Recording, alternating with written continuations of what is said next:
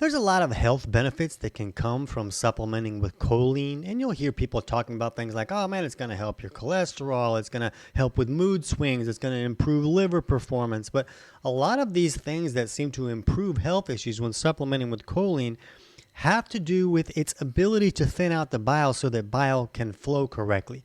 When bile is not flowing correctly, it's going to cause a wide variety of symptoms and health issues.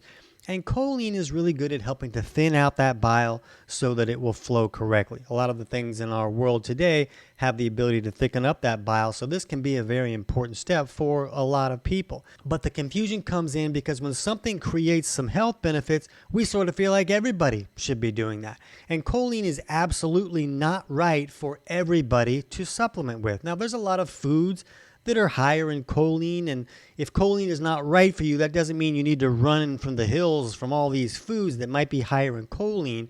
When a nutrient is in a food, it's usually going to come in a more balanced manner with other nutrients that can help balance that out as well. But we're talking about just supplementing with choline.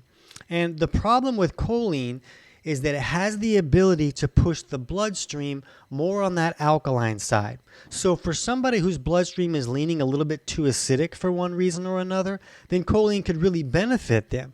But these people that say that everybody needs to alkalize and all this stuff, this is a bunch of nonsense because a lot of people's bloodstream is actually already leaning too far on that alkaline side.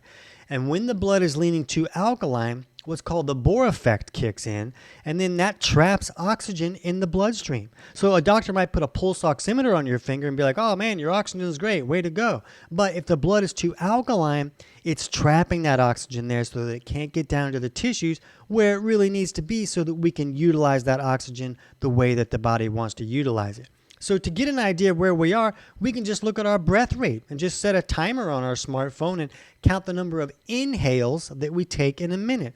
And if that number is below 12, this is not a diagnostic thing, but that's an indication that the blood may be leaning too far on the alkaline side, and choline would only magnify that problem and restrict your body's ability to use oxygen. So if you want to understand this better, you can click on the link on the screen in the pinned comment or the description of this short for our full video on who should and should not use choline.